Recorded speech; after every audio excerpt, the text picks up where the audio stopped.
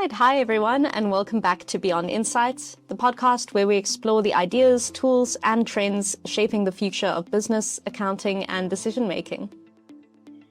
Today, I'm joined by Stan Markuze, CEO of Balance. Stan works at the intersection of cash management, treasury visibility, forecasting, and automation, helping finance teams think more strategically about one of the most important resources in any business: cash. So thanks so much for joining me today, Stan. Thank you for having me. I'm excited to be here. Oh, likewise. In this conversation, we're going to unpack a bit about why idle cash is such an overlooked opportunity, what better visibility really looks like in practice, and also how modern finance teams can improve efficiency and decision-making without creating more complexity. So great. Maybe we can get started by talking about why having visibility of your cash can be so difficult for so many business owners. Yeah, absolutely. So cash visibility is fairly simple if you run a straightforward business where you have one bank account, one banking relationship and maybe one or two bank accounts, right? So commonly you'll have a checking account for everyday expenses, and then maybe you'll have a savings account. But once you graduate uh, to higher tiers in terms of business size, then oftentimes businesses in the mid market or even in enterprise tend to have many banking relationships. The reason why they have these banking relationships is because uh, different banks offer different things. So, for example, some banks might offer types of loans that other banks don't offer. Some banks might finance they might finance a property that you're purchasing in a market where your primary bank won't finance it. So as a business grows, the number of banking relationship proliferates and the number of accounts at those banks proliferates. So it's no longer as easy as logging into your account at your primary bank and seeing what the balances and transactions are. You might have 15 banks. And so then you have to log into 15 different interfaces using 15 different two-factor authentication methods, and then go through, potentially hundreds of different bank accounts depending on the particular type of business that you're in. So having one place to see everything, one single dashboard, is really critical to just having a pulse on your cash across the entire scope of your enterprise. Yeah, that makes a lot of sense. I mean, we at Xero also work a lot with dashboards and finding the easiest way to bring all of that data together in one space. Yep. So for operators and finance teams that are maybe under a lot of pressure to prove ROI and improve their efficiency and make smarter decisions with the limited resources, what would you recommend? Well, the way that typically, so if you have a business with cash reserves, and every business needs to have cash reserves, similar to the way that an individual needs to have a checking account and a savings account and an investment account, right? Businesses are the same. Like, if you have major investments that you have to make or you have plans to grow, you need cash reserves for that, uh, to accomplish those goals. Uh, the issue is that traditionally, those cash reserves are sitting in a bank account that's making little to no interest in a deposit account at a bank. Or alternatively, you have someone at the company whose responsibility it is on a regular basis to move the money around manually so that you can earn some interest on it. Um, and so the recommendation is like, listen, if you want to make market interest on your cash reserves, but you don't want the overhead and the cost of doing it manually, you can implement a solution like Balance, where we automatically move excess operating reserves from low interest, no interest accounts into market investment account, like money market accounts. The movements happen automatically. You don't have to have a person managing it on a daily or weekly basis. And so you can focus on your core business, and Balance will make sure that all of your excess dollars are earning what they should in the market. Yeah, that sounds really powerful. I think a lot of the time when we have discussions about managing your cash, a lot of the focus is obviously on making sure that you aren't running out of cash. But then the other side is obviously what do you do when you have this surplus cash? And I don't think that people always talk about that as much. Right. Yeah. I mean, there, when you're starting a business in the beginning, oftentimes you'll be operating in an environment of capital scarcity, right? And so like in a startup, right, in the beginning, you're worried about, okay, well, how much runway do I have? But then at some point, there's an inflection point where it's not about keeping the lights on. It's more about, well, now I'm generating profit. Where's the profit going? And what is it doing before I spend it, right? And so that's when you start to accumulate capital reserves. And then you want to make sure, like, all right, if the market is paying 4% hypothetically, right? Um, then and you're not doing anything with the money and you have $1 million in your reserves, right? Your operating reserves, then you can make $40,000 a year, and that's a lot of money. Yeah, definitely. So I suppose you talk a lot about idle cash, and I thought maybe just for our listeners who maybe don't think about cash management every day, what exactly do you mean by idle cash, and why do Sure. so many businesses underestimate it? Yeah, absolutely. So idle cash could be something as simple as you run a profitable business. You're and you just like you have profit left over at the end of the month after you've paid all your expenses, uh and that goes into some sort of savings account, and eventually it might be distributed to the owners of the company or something, but oftentimes it just sits there before the management of the company has decided what to do with it. So that's very common, right? It's a profitable company, and you just want to have a cushion that's still in the name of the company in case you need it in the future or in case you want to distribute it in the future. Some types of businesses actually um, have other types of cash reserves. So, for instance, at Balance, we deal a lot with real estate. In real estate, if you buy an investment property, so say, for instance, an institutional investor buys a 300 unit apartment complex. A 300 unit apartment complex is going to have major capital improvements periodically. And by that, I mean, maybe you have to repaint the whole thing. Maybe you have to change the roof. Maybe you have to repave the parking lot. If there's an elevator, maybe you have to change, replace or repair the elevators. So for a 300 unit apartment building, you're going to have 500,000 to $1 million in what's called CapEx reserves, right? And that's just money that's there for when you plan to do a major project. And that's also idle cash, right? Because that 500,000 to $1 million can be earning, again, maybe 4% in the market, uh, without really you as the investor, as the owner of that property, doing any work. Um, and so that's another form of idle cash. You know, if you're in it, if you make distributions to partners in the business, the distribution accounts before it's distributed quarterly or annually, that's idle cash. So it really depends on the type of business, but um, most, if not all, businesses have some form of idle cash as kind of like a safety net or as reserves to make future investments or future improvements. Yeah, it makes a lot of sense. And yeah, also, as you said, you don't want that cash to just be sitting in an account where it's not earning any interest. There's really so much more that you can be doing with it. Exactly. So, how do you think that leaders should think about the balance between liquidity, yield, and risk without making their business harder to run? Sure. So obviously liquidity is important, and uh, business leaders should always have liquidity available in case of the unexpected, right? Um, but luckily there are, you know, if you're a leader and you want to maintain liquidity, there are low risk uh, solutions that still offer like pretty healthy yield.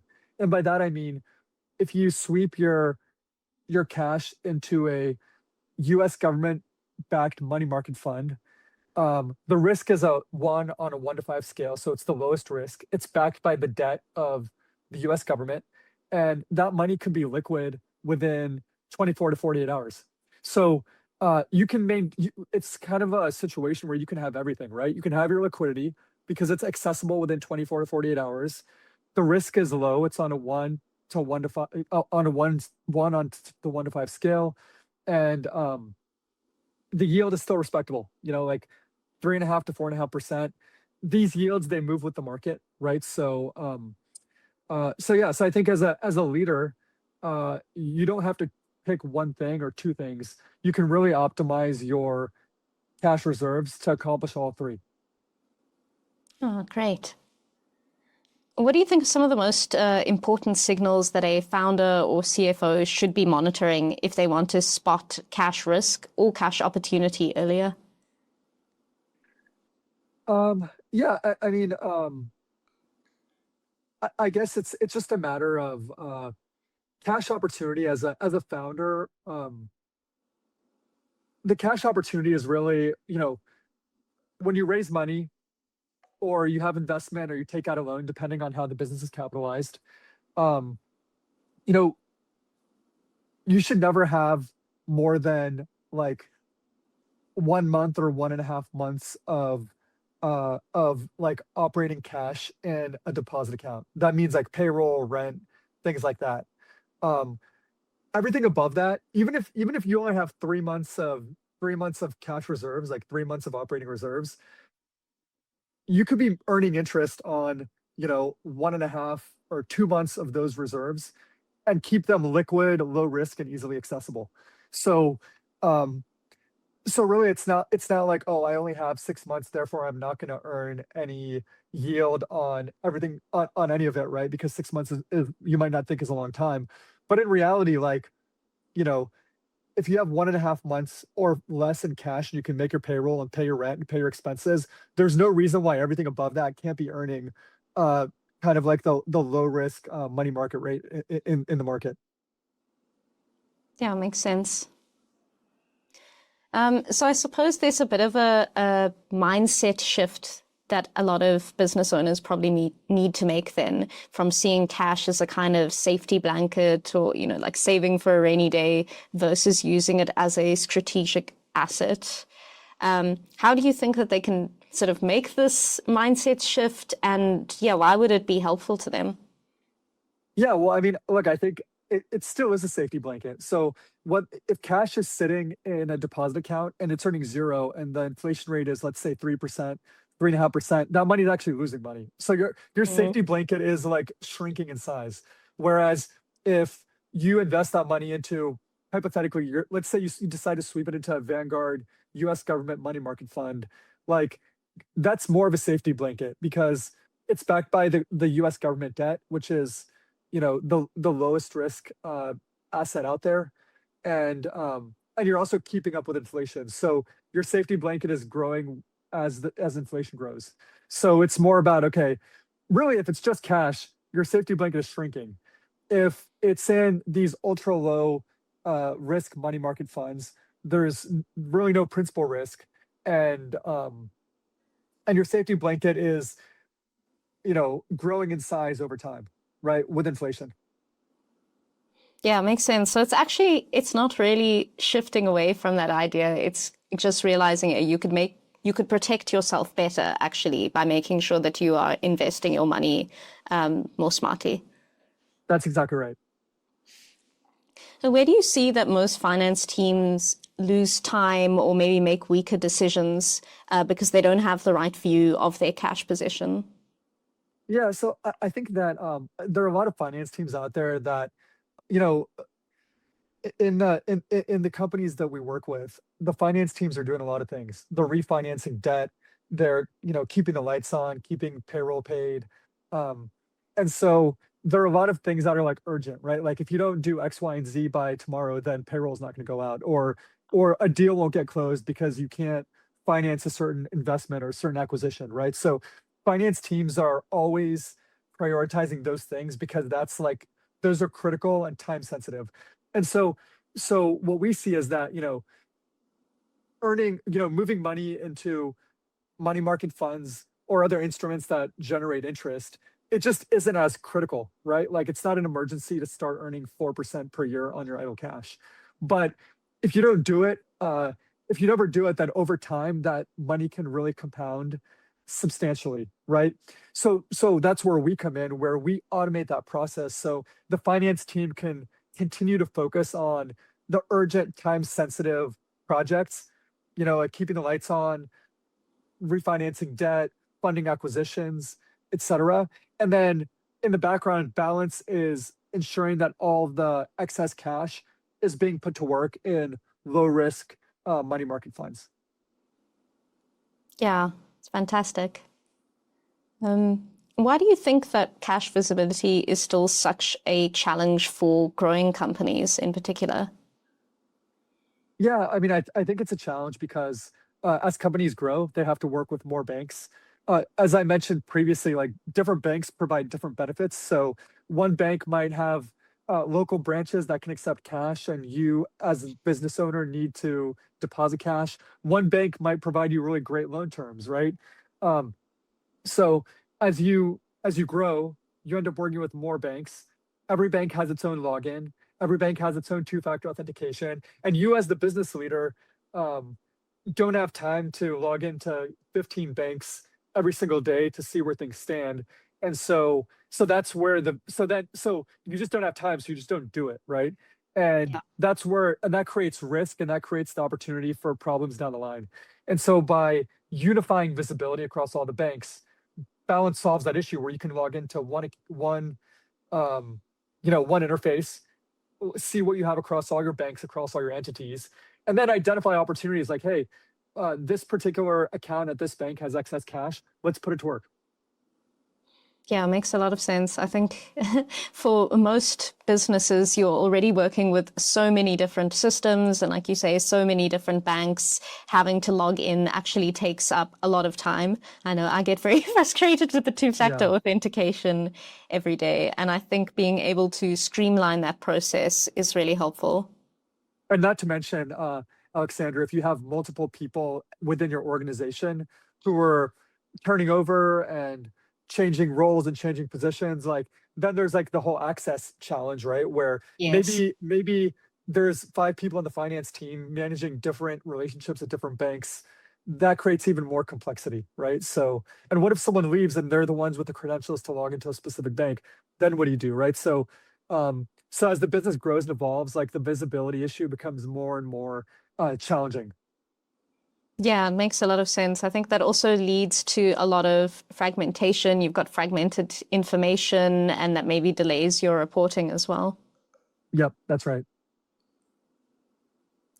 I wondered if we could maybe talk a little bit about forecasting. So, forecasting your future cash flow and having treasury visibility, and how that can help business leaders to act earlier and not just report on it after the fact. Yeah. So there are really two forms of forecasting. There's kind of very granular forecasting, like FP&A type forecasting, or um, in a real estate context, you might kind of like forecast based on you have a 300 unit apartment building and you want to forecast the cash flow based on every single unit, right? And then in contrast to the FP&A forecasting, there's a treasury forecasting where you look at things more broadly and more holistically.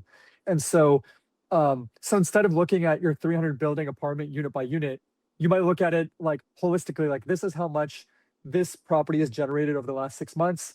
And then based on that, I can forecast what the property in total is going to generate in the next 3 to 6 months. Right. So we do a lot of that. And we provide tools for business leaders to kind of have a broad perspective of this is, we pull data from the banks and we say, this is where our cash starts for this particular entity. These are the inflows from our 300 unit apartment buildings, and these are the expenses. And then that gets extrapolated into the future. And then you can see, okay, in 6 months, if I continue to earn this much for my 300 unit apartment building and continue to pay these expenses, this is how much money I should expect to have. So that could be like low, which says, hey, I need to raise rents, or I need to cut expenses, or I need to refinance debt. Or it could be high, and you might say, hey, like in 6 months, I should either do a distribution or make another investment or do a capex on that property, for example, right? So knowing where you're going to be in 3 months and 6 months can really inform like what you do today to make sure that you don't have a problem down the line. That problem could be a good problem, like I have extra cash, I need to invest it, or it could be a bad problem, like I'm going to be underwater. I need to figure out how to increase my revenues, cut my expenses, or like sell the investment. Yeah, no, absolutely. I think it's always good where possible to be proactive rather than reactive. And whether that's looking to see if you have some kind of cash buffer, if you maybe, like you say, you need to raise rent, or if you work with invoicing customers, you maybe need to follow up on customers who haven't paid you. Exactly. Yeah, or on the flip side, if you have maybe a surplus in cash that you should think about investing. Yeah. Do you have some practical examples of how having this visibility can change some of your day-to-day decisions, maybe around things like hiring or spending, and growing your business? Yeah, absolutely. I have some examples. So, um, as far as cash visibility is concerned, so again, I'll continue on the real estate example because we deal a lot with real estate, but um, so oftentimes in a real estate investment context, you'll have um, so you'll own multiple properties, right? And you'll have third party property managers who are managing the day to day of the properties and the bank accounts associated with those properties. And you as the owner might not have access to the bank accounts, or you might not check the bank accounts regularly because you're not the one who's ultimately uh, operating the properties, right? Right. So we work with a lot of groups like this, and we'll give them unified visibility of all their banking across all of their investments. And sometimes they'll discover that, like, hey, I actually, the property manager hasn't told me that I actually have like way too much cash in these properties. And so as the owner of the properties, I'm thinking to myself, well, why is that cash just sitting there? Like, number one, it's usually not earning interest. Number two, I can reinvest that cash into the properties. I can distribute it to my investors, or I can use it to make additional acquisitions, right? So that's a very concrete example, right? Just like having the visibility when you have partners or service providers, um, you might have different uh, constraints and motivations than your partners and service providers. So when you see that cash in there, you might say, "Hey, actually, like my investors and my real estate fund might actually want to get this cash back." Right. So, but if you don't have visibility, then there's no way to do that. Right. Um, so that's one example. You can also have the converse where if you don't have visibility into the banks and the balance is declining or inflows are not coming in that you expect, then it's possible no one will tell you, right? And that until it's too late. And Yeah. seen that before personally. Um, so again, that's kind of a concrete example in a real estate context of like, all right, if I have 15 banks and I see everything in one place, I can spot problems and trends way before they become urgent and critical. Yeah, really good example. I wanted to talk a little bit about automation because I know it's a big topic in the business world in general. Obviously, everyone is touched by AI and all the new possibilities that that brings up. And I suppose a lot of teams are now being asked to do more with less. So I was wondering, how do you see automation helping maybe more lean finance teams to become more strategic, instead of just more efficient? Yeah, of course. So I think spotting problems uh, sooner before they become critical um, is you know is something that uh, is important for any type of business, right? Mm. And so that's a strategic benefit to a team. And to spot cash flow problems, you need to have like regular visibility of all your bank accounts as a business owner or manager, right? So we offer that, right? It's one login, you see everything in one place. So that allows finance teams to be more strategic, to identify and think about how to resolve issues before they come to a head, right? And then secondarily, um, in an environment where you have excess cash, uh, typically either you're not doing anything, which means it's effectively like losing purchasing power due to inflation, or alternatively, somebody's spending their time like moving it manually every day or week or quarter or whatever it is. That's a huge time suck, right? Um, so we offer both things, right? Like number one, we show you your balances proactively before it becomes a problem. Number two, we automate the entire investment process so that you can maintain your bank account balances where they need to be, while at the same time earning, you know, putting everything in excess to work, right? And that excess cash, like you know, we've seen organizations that can have 10, 15 million dollars in a single bank account earning nothing. And that's like, you know, four to $600,000 a year uh in foregone interest revenue to the company. So if you think about 4 to 600, and we always ask like, hey, well, what would you do with that money? And it's like, well, Yes. you know, I could invest it in the business. I can hire multiple employees, et cetera. So there are a lot of benefits to introducing automation for the purpose of not only visibility, but also cash optimization. It makes sense. What are some of the common blind spots that you've seen in how businesses manage and just think about their cash in general? Yeah, I mean, I think that that businesses, as the number of bank accounts proliferates, so if you have one account at one bank, um, typically like uh, there aren't a lot of blind spots, right? Because it's easy to check. There's only one login.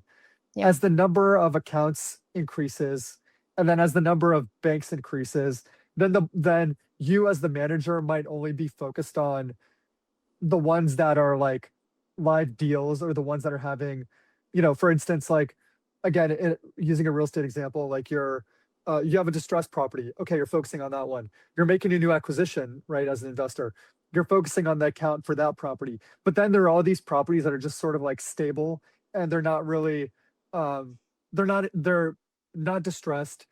They're not as exciting as a new deal, but they're just kind of existing and Mm. producing revenue, and that revenue is going into the deposit account. Then that's a blind spot, right? Like the quiet stable assets, or the quiet stable business units, are like the least urgent from a day-to-day perspective, but in reality those ones are oftentimes the ones that are producing the most cash, and that's the best opportunity to generate passive revenue through like a money market sweep, for example, right? And Yeah, that again, makes a lot of it's not sense. urgent, so it's a blind spot because it's not like on fire, right? Yeah, exactly. Like day to day, you're probably focusing on, oh, this is really urgent, or like you say, there's a new acquisition that's exciting, and so that's where the focus is. But you may be missing out on some of those more stable areas that just like keep going in the background. And interestingly, like, if you have millions of dollars that could be earning 4%, like compound, right? Like that's like real cash over time, right? Yeah. So if I were a business owner thinking I need to improve my cash management and my cash visibility, what would you recommend I do as like first steps to kind of take control? Yeah. Well, I would ask you, how much cash do you have right now in your business? And you might you might know like off the top of your head, and then that's great, right? But as a business grows, um, it becomes harder and harder to say, okay, well, how much cash do you have across your 15 banks and your, 120 bank accounts? And that question is really hard to answer. We ask that to finance leaders all the time. And to do that, you'd have to like log into all the 15 banks, look at all the accounts, export the data, put it in a single spreadsheet, add it all up, and then you would have your sum, right? Um, so if you're a business owner, and I was to ask you how much money do you have across all your bank accounts? Uh, if you can't answer me, then you really need some sort of cash management solution, right? And then the secondary question is, okay, well, um, is that money earning interest? And you might not even know if it's earning interest, right? Or if you have multiple banks, you might not know which banks are paying and which ones are not. So that's another opportunity, right? If you take the time and effort to understand upfront where there's opportunity to earn additional interest on your idle cash, then you could say, okay, well, I have $3 million of extra cash. That $3 million can generate, you know, let's say it's $100,000 a year in annual interest revenue. Is that significant to me, right? If it is, which I think that's a significant amount of money, then you can explore an automation solution like Balance, for example, that will that will passively uh, sweep that money into money market funds and um, provide market level interest without you having to manage the process on a day-to-day basis. Yeah, makes sense. And I suppose if there are any accountants and advisors listening, I know a lot of our audience are accountants. How would you recommend they can better use cash visibility and forecasting to have better conversations with their clients about their cash flow? Yeah, I mean, for anyone who's like a financial, an accountant or an outsourced CFO, I really view cash visibility and cash optimization as like a huge value add and a huge upsell, right? Because um, obviously, financial professionals are service providers, and in some cases, you can provide a a recommendation or a tool that can actually offset some of the cost, some or all of the cost of the services that you're providing, right?